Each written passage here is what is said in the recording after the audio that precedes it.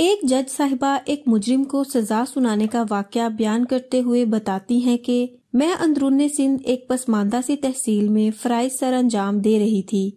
کہ میرے سامنے ایک مجرم کو پیش کیا گیا جس نے دوران ڈکیتی نہ صرف خاتون سے جنسی زیادتی کی تھی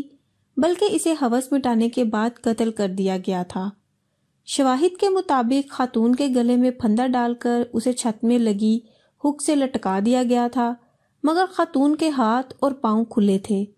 حیرت انگیز طور پر گردن میں لگے پھندے کو خاتون نے صرف ایک بار پکڑ کر چھڑانے کی کوشش کی تھی، اور مجھے یہ بات بہت عجیب لگی تھی کیونکہ جب دم گھٹنے سے موت ہوتی ہے تو انسان ایڑیاں رگڑتا ہے، گلے لگے پھندے کو نکالنے کی بھرپور کوشش کرتا ہے، مگر اس خاتون نے ایسا بالکل بھی نہیں کیا تھا۔ چونکہ رسی کے بنے پھندے پر خاتون کی انگلیوں کے نشانات موجود تھے، جس سے صاف ظاہر ہوتا تھا کہ خاتون کو زندہ حالت میں پھندے سے لٹکایا گیا تھا۔ میں نے یہی سوال تفتیشی افسر سے بھی کیا تھا کہ خاتون نے خود کو پھندے سے آزاد کروانے کے لیے ہر ممکن کوشش کیوں نہیں کی۔ میرے سوال کے جواب میں تفتیشی افسر نے جواب دیا کہ نہ تو ہمارا خیال اس طرف گیا ہے اور نہ ہی ہم نے یہ سوال مجرم سے پوچھا ہے، اگر آپ حکم دیں تو دوبارہ تفتیش کر لیتے ہیں۔ میں نے دوبارہ تفتیش سے منع کرتے ہوئے روبرو کھڑے مجرم کو مخاطب کرتے ہوئے پوچھا کہ اس خاتون کے ساتھ اس قدر بربریت برتنے کی وجہ کیا تھی، اور دوسرا تم نے جب خاتون کو چھت سے لٹکایا تو اس کے ہاتھ بے اختیار پھندے سے آزاد ہونے کی کوشش کے لیے پھندے کو بار بار جگہ جگہ لگنے چاہیے تھے، کیوں نہیں لگے؟ میری بات سن کر سامنے کھڑا مجرم مکروہ ہنسی ہنسا اور بولا، خاتون کا پھندے کو ہاتھ نہ لگانے کی وجہ اس کی ممتا تھی اور قتل کرنے کی وجہ کوئی بھی نہیں تھی۔ مجھے میرے سائیں یعنی وڈیرے نے حکم دیا، جا اس کے ساتھ عیاشی کر، مگر مطلب پورا ہو جانے پر ثبوت مٹا دینا، اور اگر میرے کام کی کوئی چیز ملے تو لا کر مجھے دے دینا۔ دراصل خاتون اور اس کا شوہر پڑھے لکھے تھے اور وڈیرے کی دھونس نہیں مانتے تھے، اسی لیے وڈیرے نے میرے ذریعے ان کو سزا دینے کا فیصلہ کر لیا، اور وڈیرے کے حکم پر میں نے انہیں سزا دے دی۔ میں دن دہاڑے شوہر کی غیر موجودگی میں ان کے گھر گھسا، خاتون کے گھر سے سارا قیمتی سامان اور زیور سمیٹا، بعد میں خاتون سے زیادتی کی اور ثبوت مٹانے کی خاطر خاتون کو پھندے سے لٹکا دیا تاکہ لوگوں کو لگے اس نے خودکشی کر لی ہے۔ اور رہی بات خاتون کا پھندے کی طرف ہاتھ نہ لے جانا، تو اس کی وجہ ممتا تھی، کیونکہ خاتون نے ہاتھوں کی مدد سے پھندا پکڑ لیا تو مجھے لگا اسے مرتے مرتے وقت لگ جائے گا، اور میرے پاس اتنا وقت نہیں تھا، لہٰذا میں نے اس کی 1.5 سال کی بیٹی کو زمین پر گرا کر اس کے سینے پر پاؤں رکھ کر دبانا شروع کر دیا۔ بیٹی کو دیکھ کر خاتون اپنی موت کو بھول کر بیٹی کی طرف لپکنے لگی اور چند ہی جھٹکوں سے اس کی گردن ٹوٹ گئی۔ گردن ٹوٹتے ہی وہ مر گئی۔ میں نے اس کی بچی کو وہیں چھوڑا، زیور اور نقدی اٹھائی اور باہر نکل آیا۔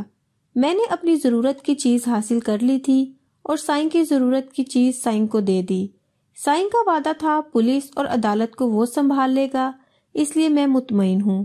اس بات میں کوئی شک نہیں کہ ڈکیتی، زیادتی اور قتل کے باوجود بھی وہ شخص میرے سامنے یوں کھڑا تھا جیسے محض کوئی ٹریفک سگنل توڑ کر آیا ہو۔ اس کی بات ختم ہوئی تو میرے ذہن میں 20 سوال اٹھے۔ پولیس تفتیش میں کہیں بھی ڈکیتی کی چیزیں وڈیرے کو دینے کا ذکر نہیں تھا، نہ ہی کہیں خاتون کی بیٹی پر کیے گئے تشدد کا ذکر تھا، نہ ڈکیتی کی واردات میں لوٹا گیا مال مسروقہ پورا لکھا گیا تھا، جس سے صاف ظاہر تھا کہ پولیس والوں کو خدا سے زیادہ وڈیرے کا خوف تھا۔ میں نے مجرم کو 3 بار سزائے موت سنائی تھی، جس پر بعد ازاں مجھے خود بھی قانونی کارروائی کا سامنا کرنا پڑا تھا، مگر میں نے سزا کے اضافی نوٹ میں لکھا تھا، ایک بار سزائے موت زیادتی کے جرم میں اور دوسری بار سزائے موت قتل کے جرم میں،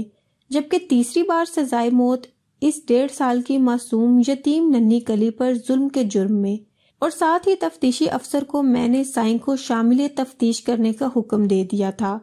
کہ سائیں کبھی قصوروار ثابت نہیں ہو سکا۔ مجھے معلوم تھا کہ وہ کبھی مجرم ثابت نہیں ہوگا، مگر میں نے جہاں تک ممکن تھا انصاف کرنے کی کوشش کی تھی۔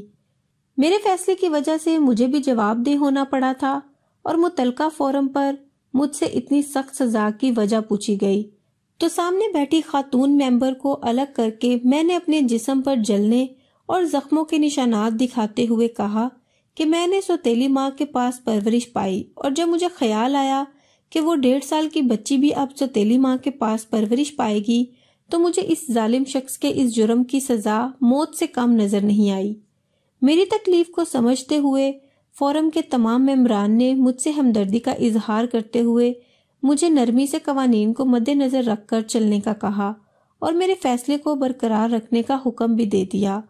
جب میرا کیس ختم ہوا تو اس فورم کے تمام مرد ممبران نے میرے سر پر دست شفقت رکھا اور میں رونے لگی تو انہوں نے وجہ پوچھی۔ میں نے روتے ہوئے بتایا کہ جب سے سوتیلی ماں گھر میں آئی تھی اس دن کے بعد پہلی بار کسی نے اتنی شفقت سے میرے سر پر ہاتھ رکھا ہے۔ خاتون ممبر نے مجھے گلے لگا کر بوسہ شفقت دیا اور ڈھیروں دعائیں دے کر رخصت کر دیا۔ میری وہاں سے پوسٹنگ کر کے مجھے کراچی شہر میں بھیج دیا گیا